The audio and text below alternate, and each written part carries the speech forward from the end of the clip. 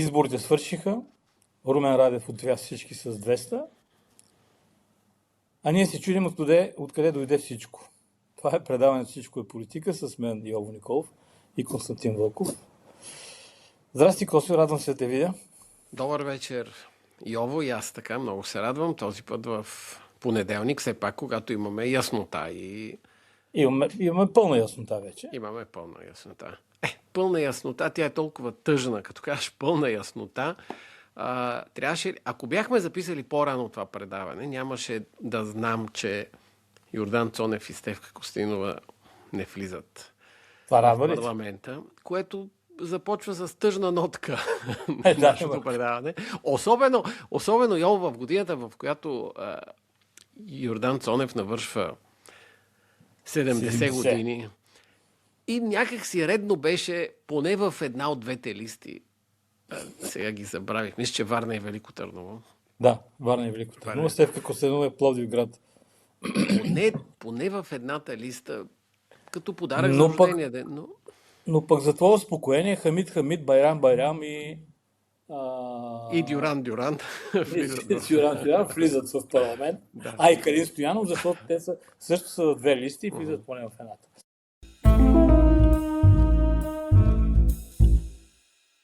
Така. Провалихме се като анализатори с тебе. Не, защо да сме се провалили? Ти даде 9-4-9-6 на базата на Market Pool. Ами да, това беше очакването от залаганията. Да. Вероятно не са чак толкова много. Вероятно са основно в чужбина. Невероятно, те са основно в чужбина. И се провалихме. Всъщност, до някъде това беше предположението и на социологическите агенции, нали така? Да, те също се провалиха и то гигантски се провалиха. В смисъл, такова цунами не е имало от Иван Костелов време. И сега, като казах Иван Костелов време, помниш ли на времето пускахме по вестниците пускахме едни карти на България, цялата синьо, цяло червено. Сега в Капитал пуснахме такава карта, която всичко е зелено в България. Всичко! И една малка точица има в Кърджали. Където е единственото място. Единственото място, иначе е като тапет. Цяла България е като тапет. Интересен материал, между другото. Тоест, питаш ме, новия въпрос е чие Кърджали. Така ли? Ясно е, че е Кърджали. Не чие Крима, чие Кърджали. Въпросът е, че това е убийствено мнозинство. Убийствено мнозинство и непрекъснато се правят едни аналогии с царя, с Борисов, ако щеш и с Иван Костов. Сега разликата е, че по времето на Костов това, което спечели мнозинство от 134 човека, ти казва, че Радев ще има 130 депутати. Тогава беше ОДС, Обединени демократични сили, това беше коалиция на СДС с Демократическата партия, с още доста други присъдружни партии, докато тук Радев формално е през коалиция, но неформално е едноличен господар. И тук е много интересно, защото ако ние тогава, верно, че беше много кризисна година, 97-ма, но всички партии имаха история. Някои имаха истории от преди 9 септември, разбира се, като Социал-демократическата партия, Демократическата партия на Дертлиев. Да, социал-демократическата на Дертлиев и на Савов, иска да кажа за партия. Стефан Савов. Тук имаме някаква енигма. Пръкна се едно нещо на крилата на МиГ-29 летете ескадрони. И взриви цялата държава. И резултатът е, че има пилот в самолета. Да, но... Всъщност това не е ли хубавия резултат, защото има съживяване на демокрацията в България? Можем да разсъждаваме по тая тема, защото от една страна това е добра новина. Защото до сега от 2001 година всъщност, това са 24 години, никога не сме имали възможността за управление на една партия. Тоест, знае се, че когато има коалиционно споразумение, коалиции, едната партия казва аз искам това, другата казва аз искам това, третата казва аз искам това, взимат на решение много по-трудно, до степен, че несъвместими партии като ГЕРБ и БСП бяха в коалиция, въпреки че и двете партии бяха взели решение на Конгреса да не се коалират с една с друга. Тези неща бяха загърбени. В този ред на мисли всичко, което Радев иска да прокара, може да го прокара от една страна. От друга страна, хубавото е, че той ще носи еднолична отговорност. Сега има, разбира се, един такъв период, известен като трите плика. Бившият премиер дава съвет на бъдещия премиер, като има криза, какво да направи. Той казва, ето ти 3 плика и като имаш криза, нали, отваряш първия плик и имало криза, той отворил първия плик и в първия плик пишело обвини предходния кабинет. И кризата минала. Обаче след 6 месеца дошла втора криза и новия премиер отворил пак плика и на втория плик пишело обвини медиите. И той обвинил медиите и кризата се разминала. И дошла третата криза и той казва, тия неща работят. Дай да видя какво пише в третия. И отваря третия плик и вътре пише подготви 3 плика. Така че казва го този вид, защото диапазона на доверието, което Радев спечели, първо ще бъде много кратко и второ, отговорността ще вноси лично той. Той няма как да прехвърли вината на коалиционен партньор, да каже, както Борисов правеше между другото. Те сега ми извиваха ръцете, аз повече няма да правя така, аз съм мъж и така нататък. Но и всички тия глупости, които той умее да употребява, тук той ще носи отговорността.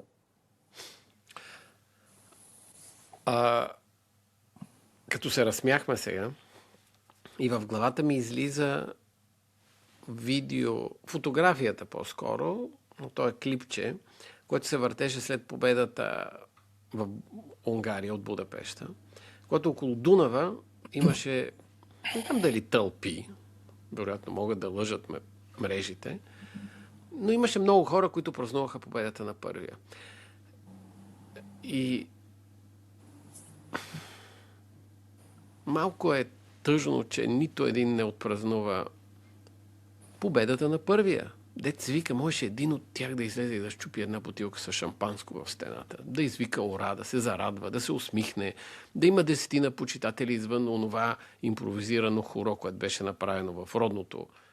Това ще ти кажа, в родното му село празнуваха. Но то беше, защото имаше 3 камери и трябваше да върнат едно хорото, иначе... И е много тъжно това, защото...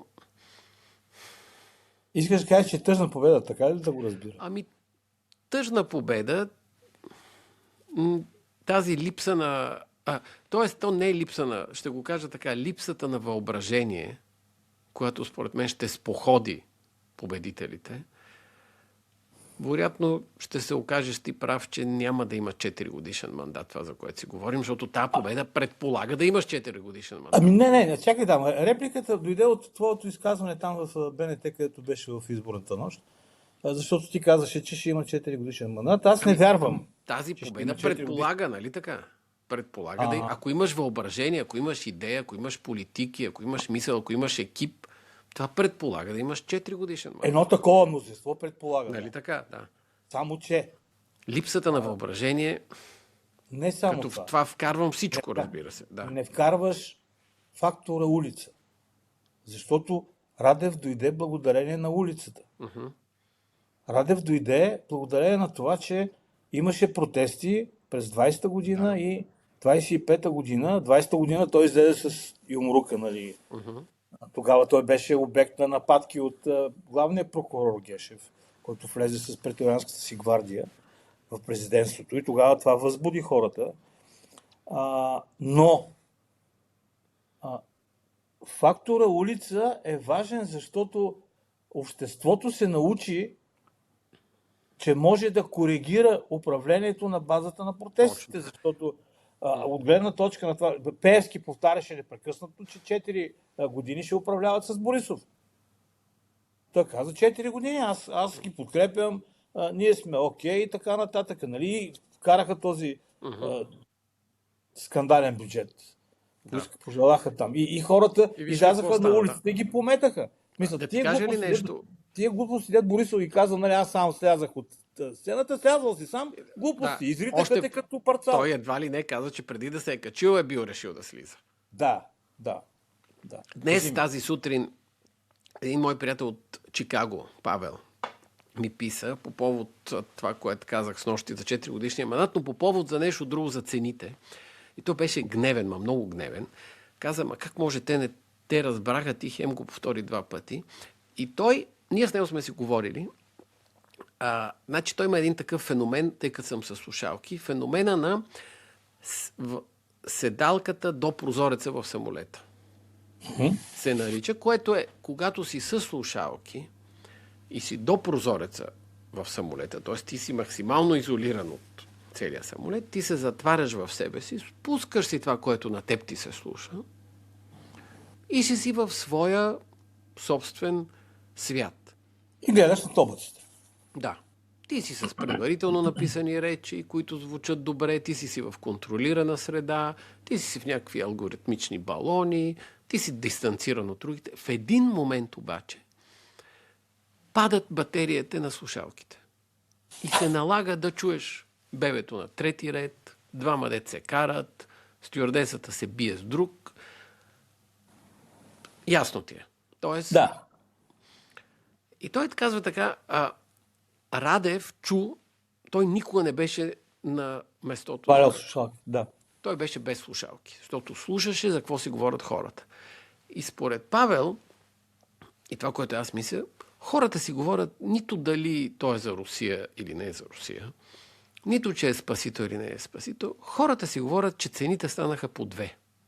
И той непрекъснато говореше, че това евро дойде и цените станаха по 2. Това е в тяхното съзнание. Не, грешиш. Тук трябва да се внимателно. Трябва да сме коректни, окей. Да сме коректни. Той не казва това. Не казва това, да. Не беше сега момента за еврото. Обаче, той казва, нали, аз съм за еврото, но не беше момента сега за еврото. Но ние не знаем в лични срещи какво казва. Трябваше да изчакаме сега. Обаче в главата, ти си прав, в главата на човека, на слушателя, остава еврото и цени. Да. И аз се обадих днес на един мой приятел и го питах, я ми кажи, майка ти, какво казваше за това евро? И той ми каза, че цените станаха по 2. Дойде еврото, бам, по 2. Бати еврото. Да. И Павел ми казва, това е причината, защото и в Ню Йорк, и в Унгария, и в София, навсякъде избори се печелят, като кажеш, че цените ще падат. Че петрола от Русия помниш ли, на 2 дни пряк път? Да. Едва ли не хората си мислят, той е на ден и половина с по-бърз, като включа малко на по-бърза. Да. Той за ден и половина ще дойде, разтоварваме го на Нефтохим, бум, и той ми е по-евтин. Да. А това, Йово, знаем, че няма как да се случи, т.е. да паднат цените. И тази енергия, т.е. първо не знаеме дали има екип, когато се появи правителството на Радев, ще бъде сериозно атакувано и изследвано. Човек по човек. Цените, какво ще се случи с цените и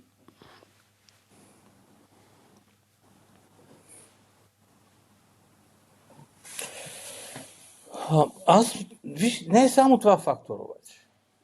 Според мен не е само това фактора с цените, защото примерно, когато дойде царя на власт, цените не бяха високи. В смисъл, тогава световната икономика беше в възход. И всъщност успеха на правителството на Сакско-Бургоцки се държеше на това, че не, че той беше много умен и екипа му беше страшен така. Просто тренда на световна икономика беше нагоре, както 2008 година, 2009 Станишев, когато падна, дойде кризата. Тоест, не е само това. Аз смятам, че арогантността на Борисов и на Пеевски, защото, ако разгледаме, да си завърши речението, е част от причината да дойде Радев на власт. Защото виж какво се случва. Втората новина от тези избори е резултата на ГЕРБ и на ДПС. ГЕРБ се спихнаха. ГЕРБ буквално занижиха резултата си с 240 хиляди. Представяш ли си? Това са 240 хиляди човека, които не са гласували за ГЕРБ. Другото, което е, че примерно ДПС на предните избори имаше 11%, сега едва го добута до 7, 6 и 9. Голяма част от тези гласове отиват при Радев. Целият клиентилистки вод. Тоест, новините са две, че етническия модел приключи, защото аз помня това, което ти каза преди две предавания, че Ахмед Доган със своите 400 хиляди знаеше, ако са 400 хиляди и 23, тия 23 къде гласуват. Той виж. Тоест, етническия модел приключи едната новина, Пеевски съсипа поредното нещо, до което се докосна, и целият клиент... съсипа и БСП и ИТН, разбира се. И БСП и ИТН, за което ние можем да му бъдем благодарни. Да, няма да ни липсват. Крум Зарков, вероятно, но аз в този свят мисля, че може да оцелем и без лява партия. Ами аз смятам, че има нужда. Има предвид модерна с Крум Зарков, но модерна лява. Ако няма лява партия, те ще хванат гората и ще направят партизански отряди и ще почнат да обират манди. Да. Затова по-добре да са в парламент. Да, но той винаги... Трябва да има някакво представител. Така е. Той ще бъде като Габровско-Севлиевския партизански отряд, който се нарича така, защото знаем. Има един от Габрово и един от Севлиев. Така че света вече е друг. Другото, което казваш ти за ГЕРБ, е целият клиентилистки вод. Той се измести просто към новия покровител. Именно. Което е много важно. Сега, което е важно.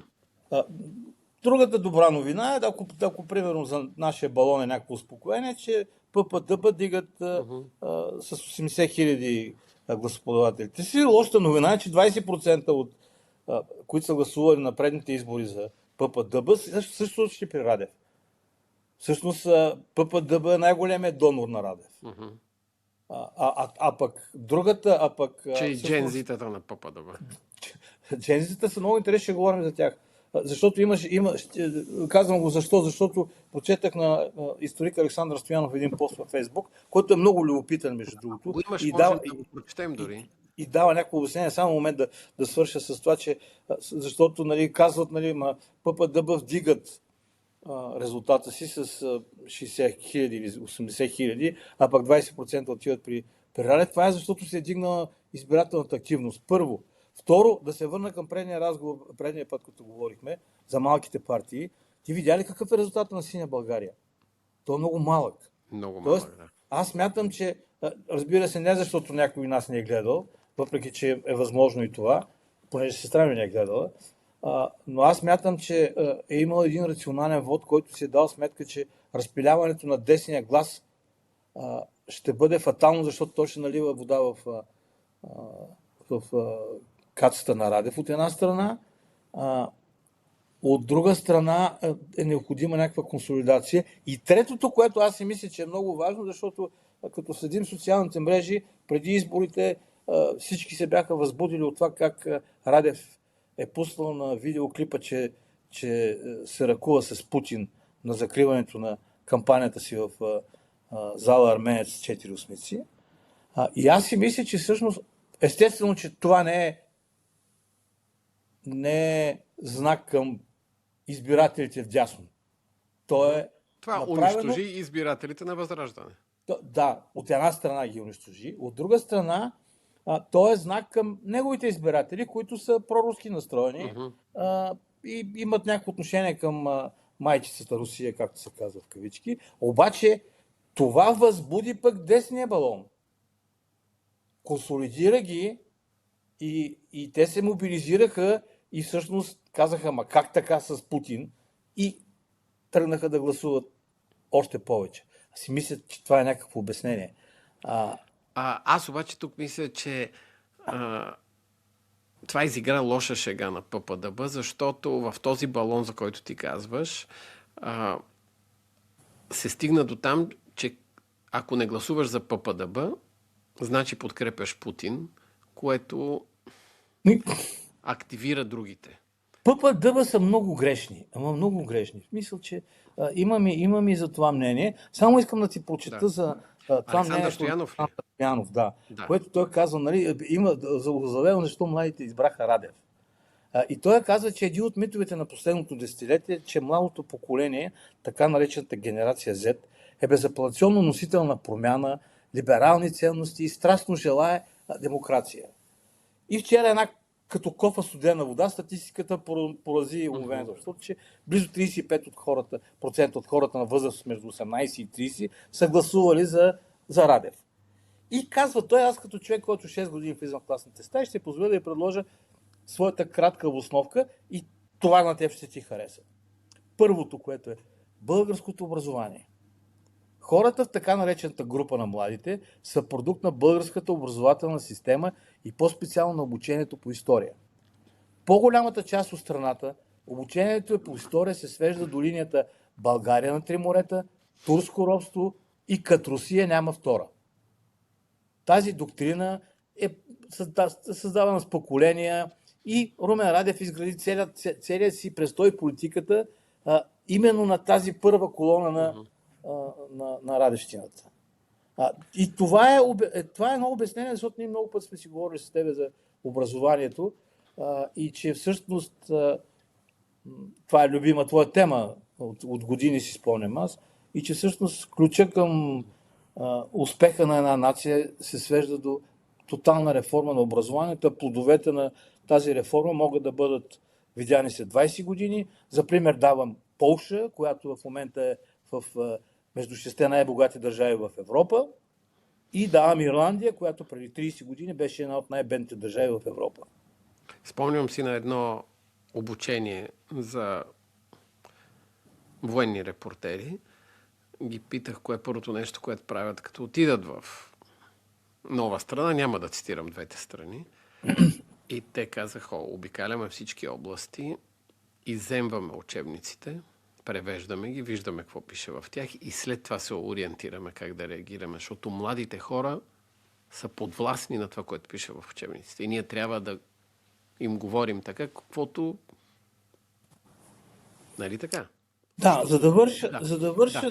Тоест ти не казваш за Александър Стоянов тази смешка, която е написал. Не смешка, това е много забавно нещо, което е написал, което той казва така: сега, след като се оказа, че 40% от гласуваните за Радев са били на площада декември 2025, значи ли това, че партията му също е от жълтопаветници и умно красиви?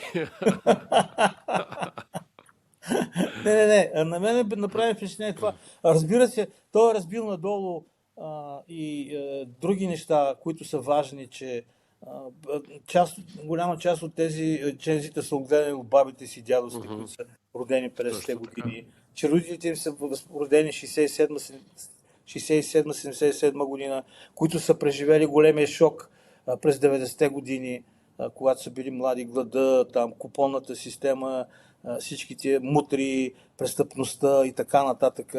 И всичко това, нали, влияе върху възпитанието на тези жензита и това е според мен важно. Това е много дълъг пост и любопитен, но това според мен е ключовото, че всъщност групата на младите са продукт на българската образователна система и на обучението по история. Но всичките тези, които са ги обучавали, наистина мисля, че трябва да поговорим за мита за ефтините картофи от Беларус и бензин А80, който ще е ефтин. Защото това няма да се случи. И това ще се стовари на главата на правителството на Радев. Ма то не се случи и ясното ти тене на Сакско-Бургоцки и че, нали, всички сме наясно, че това беше една измама, див популизъм, но Радев си е класически популист. Там няма. Въпросът е колко може да издържи той като такъв. Аз мисля, че виж каква е моята теза, може и да е конспиративна, аз знаеш, че избягвам конспиративните теории. Радев има шанса да направи много бързо такива видими реформи. Примерно с ПП-ДБ да сменят Висшия съдебен съвет. Категорично, да. И да сменят главния прокурор. Да. В зависимост от това, кой ще е главен прокурор, аз мога да кажа... Ако е МВР министъра, това ще бъде категорично може някой друг да е. Но една ще бъде на негова страна. Да. или пък членовете на Висшия съдебен съвет. Много е важно да се каже, че ако ПП ДБ преговарят по тази тема с Радев, преговорите трябва да бъдат публични. Нали, напук на всички, които казват, че не трябва да гледаме как се правят кремвирши, защото няма да ги едем. Да. Напротив, трябва да видим как се правят кремвиршите. И каква е прогнозата ти? Защото моята е, че това ще се случи. Той ще го Сега, направи. Не съм сигурен. Отделно Мисли ли? това трябва да има изслушване на предложенията за членове на Висшия съдебен. Не трябва да има пазарлъци. Защото това, което направи ППДБ и им взяде главата, всъщност, като вкараха тази норма от 2/3 мнозинство да прави промени в Висшия съдебен съвет, презумпцията на Христо Иванов беше: не трябва да има квота за Пеевски. Тоест, не трябва да се договарят партиите, а трябва да има един принципен избор на едни съдии с интегритет, с блестящи биографии, с визия за правосъдната система, с честност и така нататък. И също това беше причината те да могат да няма някой, който да блокира и да казва, както правиха предните Висши съдебни съвети са: БСП ние искаме 2, ГЕРБ искат ние искаме 3, ДПС искат 3 и край. И панаира става, и вътре стават едни зависими хора, защото са избрани по този начин. И това не трябва да се случва. Другото, което искам да ти кажа, което също е важно. При това мнозинство Радев може да смени всички председатели на регулатори. Сега ще ми кажеш, че имат по 7 годишен мандат. Много важно. До сега, като имаха 7 годишни мандати, да не би да стояха. Правят една промяна в буквата на закона и ги намазват им ските и довиждане. И да се избере читави хора за регулатори. КЗК, КФН, Комисия за защита на потребителите, КЕВР, всички регулатори, които законодателят е направил да защитава гражданина, трябва да започнат да работят на принципна основа, вместо да работят на основата да обогатяват някакви олигарси, които си правят концерни, дигат цените, дават някакви аванси на големите фирми и така нататък. Това може да го направи. Ти искаш да кажеш, че всички... Само секунда, това е важно да те питам. Ти искаш да кажеш, че всички, които са подкрепили Радев, големи компании, не разчитат, че той ще сложи подходящи... Опа! Защото ти каза читави хора. За това говорим. Аз казвам, че по това ще разберем. Така. По това ще разберем. Трето има големи държавни фирми. Като газ, там какво беше? Трансгаз, Булгаргаз, Топлофикации, тя е общинска, но няма значение. От този ранг, нали? Козлодуй, които също са в момента са абсолютно превзети. Примерно да вземем и Козлодуй, който има гигантски бюджет и гигантска печалба.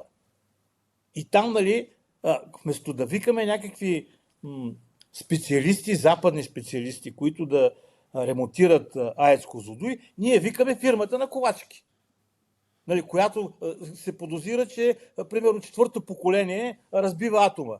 Нали, и поред тази причина там, не знам кой блок, 6-ти блок, мирно, 6 месеца не работи и Козлодуй претърпя милиарди загуби.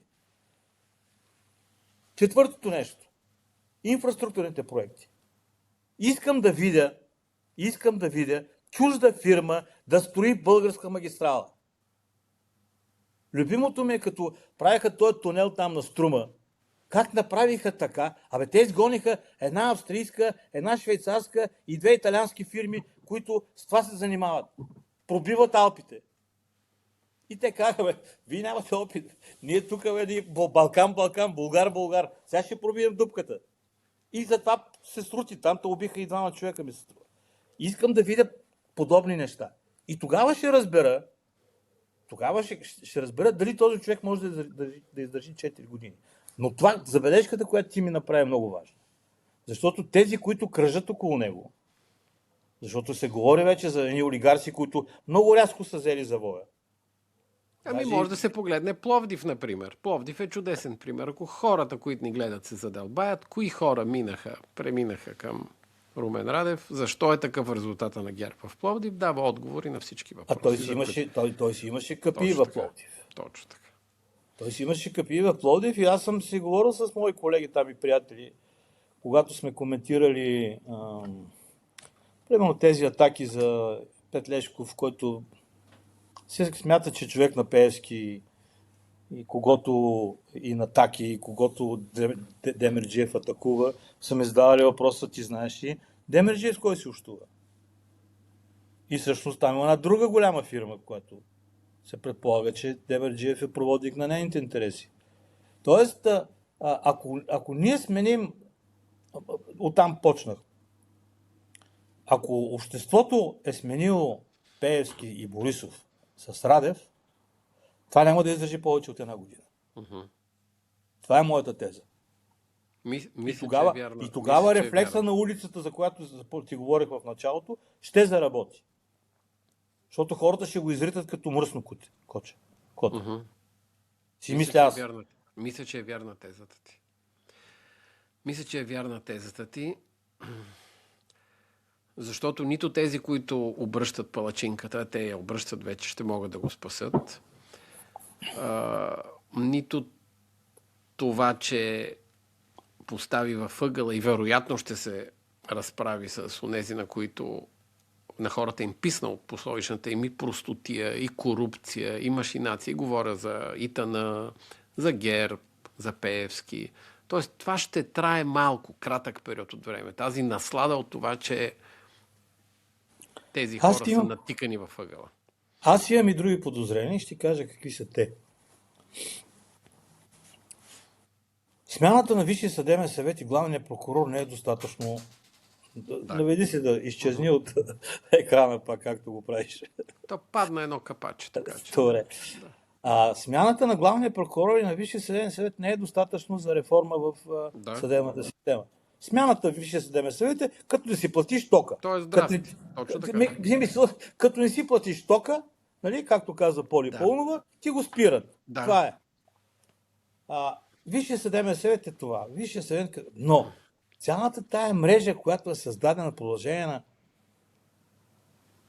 2009, от 2009 според мене, до 2026, това са 15... Колко? Повече от 10 години там. Тази цялата система е така направена, че тя затова е устойчива, защото те се държат един друг с компромати, с зависимости, с услуги, с някакви командирования в провинцията, от провинцията те издигат в това. Не, това, което ти искаш да кажеш, че толкова се е страснало управляващото с прокуратурата, че се осигурява безоблачното управление. Нали? Не, бе, осигуряваше. Не, бе, Косо, не искам това да кажа. Искам да кажа, че смяната на Висшия съдебен съвет не е достатъчно за разграждане на системата. Искам да ти кажа, че понеже в момента Радев иска да вземе кокъл на тия хора. Тези хора са печелили стотици милиони. Отделно от това имат, не знам си там колко висящи дела. От тях, ако има някакъв страх в Борисов, който е атеистичен страх, това е да влезе в затвора. И той многократно го е показвал. Същите страхове има Пеевски. И тези хора няма да позволят на Радев да смени системата, защото ако се смени системата, те влизат в затвора. Това е заплаха за тях. Поради тая причина, чакай да свърша, и поради тая причина те ще се борят с зъби и с ногти да не се направи смяна на системата, да няма съдебна реформа. Защото основната съдебна реформа, тя се извършва от хора. Когато хората са зависими, това не е съдебно. Ти можеш да направиш гениален модел на съдебната система. И като сложиш едни пробити, прогнили ябълки вътре, и тя се разкапва пак. Разбираш ли? Това е.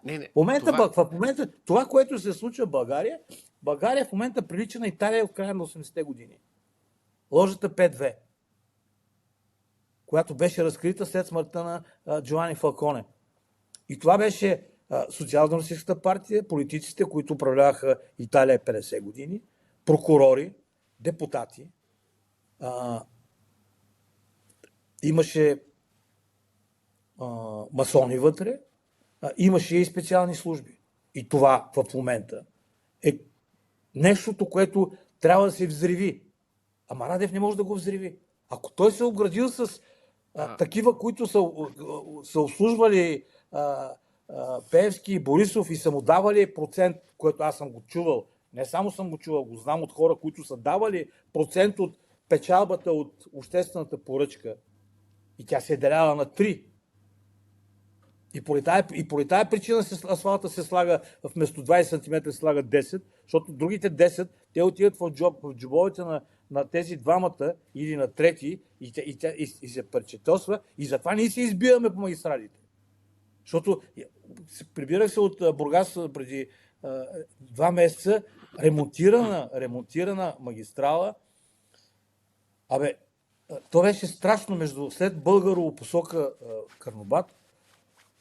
То е като такова, като швейцарско сирене. Не, буквално така изядено. Просто през зимата... Опасността според мен е друга, да ти кажа, според мен. Мисля, че Румен Радев ще пипне с твърда ръка и ще се разправи с това, за което ти говориш. Опасността е друга. Преди имахме, и то работеше безупречно, срастване на управляващи и прокуратура. Нали така? Това срастване какво дава? Дава на управляващите спокойно и безоблачно управление, дава чадър. Не ги вали дъжда. Така. Извинявай, само скоба.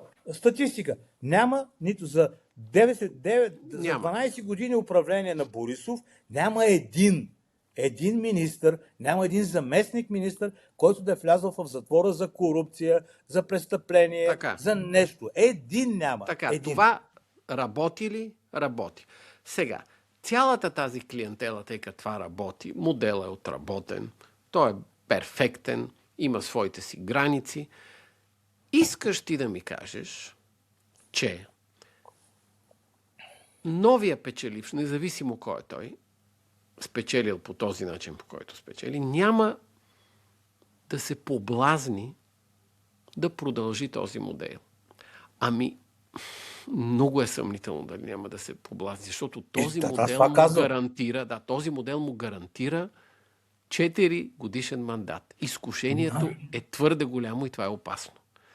Тоест, той има 2 пътя. Единият да каже, не, този модел не работи. Как така ще се сраства управлението с прокуратурата? Това е абсурдно. Той трябва да бъде, да няма никаква политическа зависимост. Другия модел е да каже, този път аз ще го управлявам, този модел. Ти мислиш, че... Ти какво казваш сега? Казвам, че... Кой модел ще избере той? Че ще избере модела за продължаване по по-елегантен начин на модела на Борисов и Пеевски. За работа с прокуратурата. И ти това казваш? Аз това казвам, да. Защото другия много проветли. Другия вали.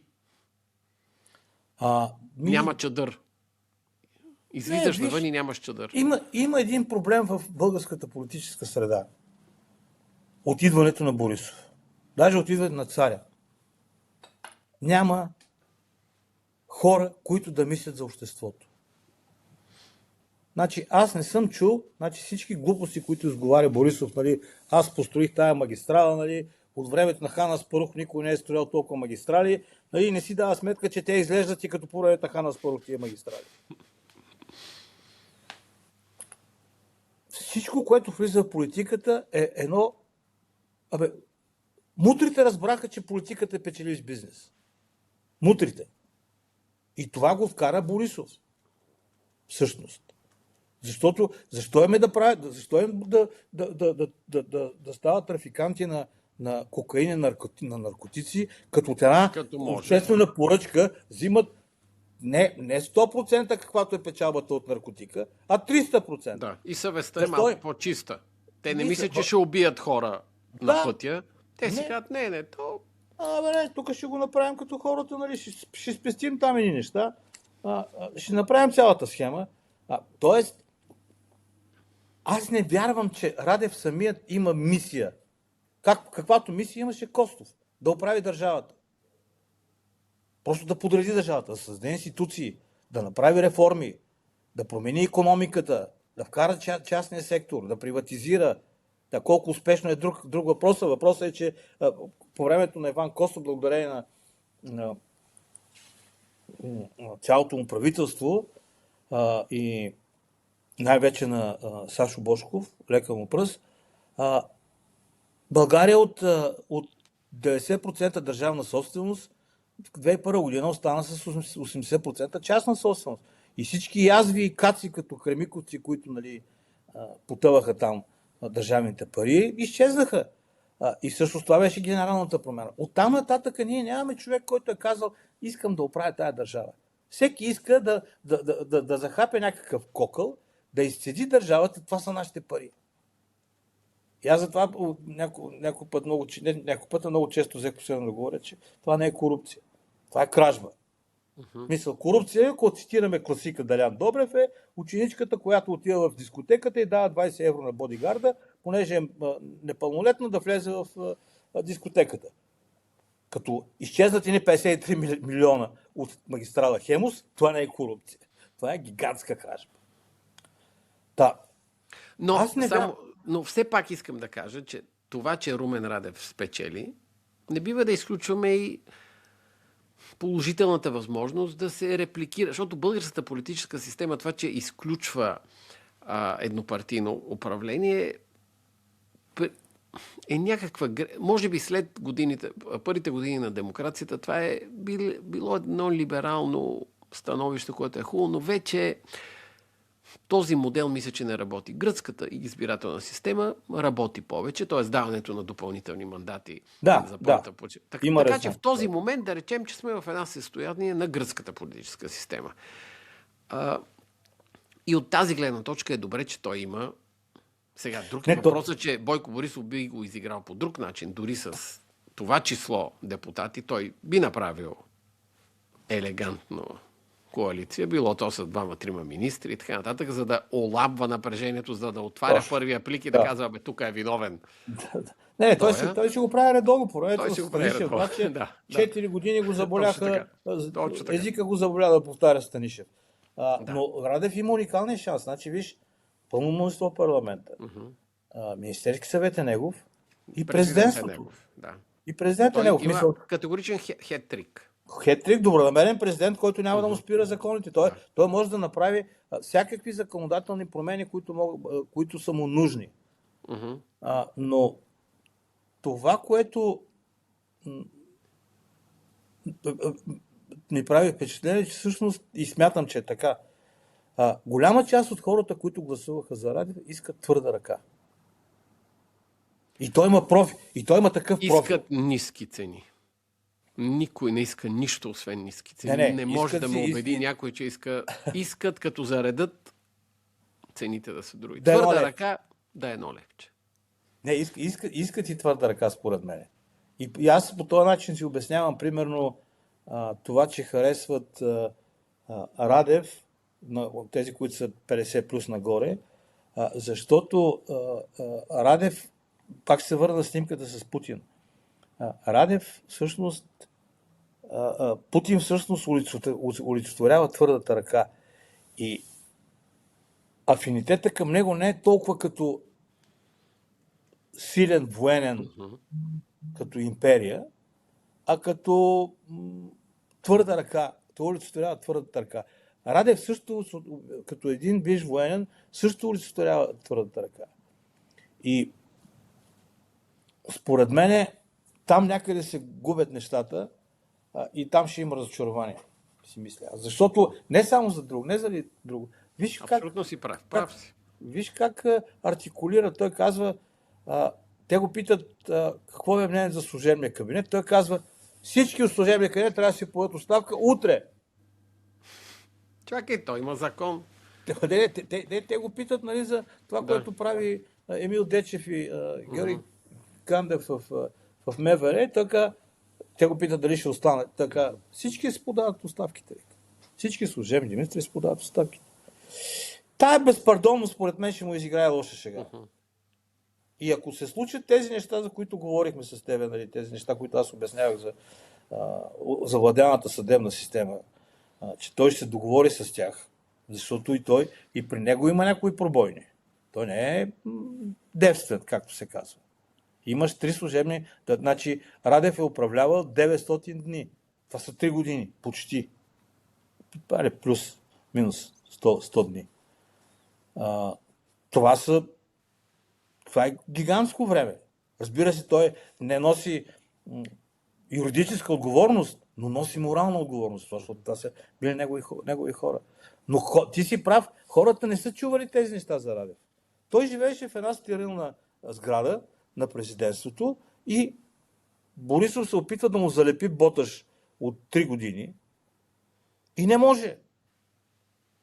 А боташ е голям скандал. Мисля, ние плащаме като попове тук да не повтарям, нали, за 13 години е договора, който ние не ползваме тази тръба на боташ, нали, и това са някакви пари, които могат да се дигнат пенсиите на хората с 10, 15, 20%, ако тези пари просто отидат там.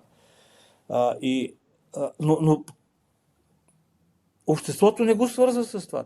Те го клеветят този човек. Той е бил президент до сега. И ти си прав, цените. Той каза, че ще намали цените. Всъщност, ако приемем, че той стана президент извън спасителя, извън тезата за новия спасител, заради цените, заради... Дай да не бъдем... Искам да ти кажа 3 неща, които ще се разочароват хората. 30 минути говоря, ти ми казваш, че е само за цените. Не, 3 неща. Казвам 3 неща.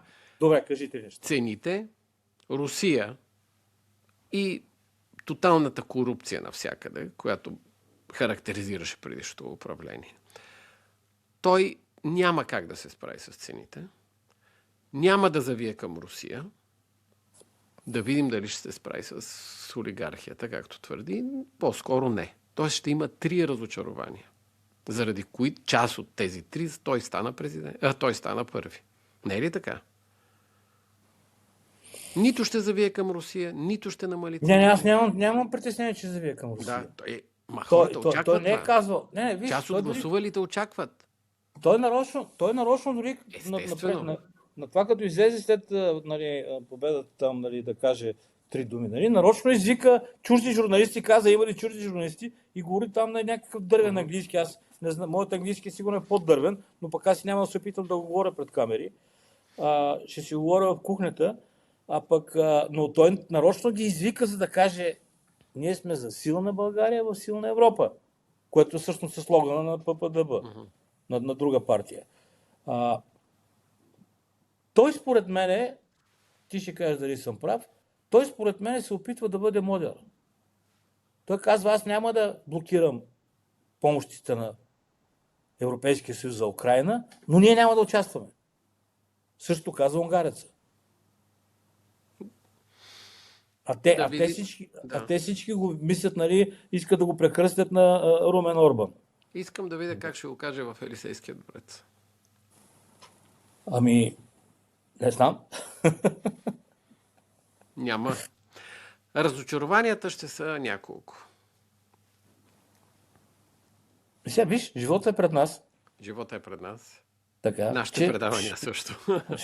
Ще видим какво ще се случи. Ще видим какво ще се случи.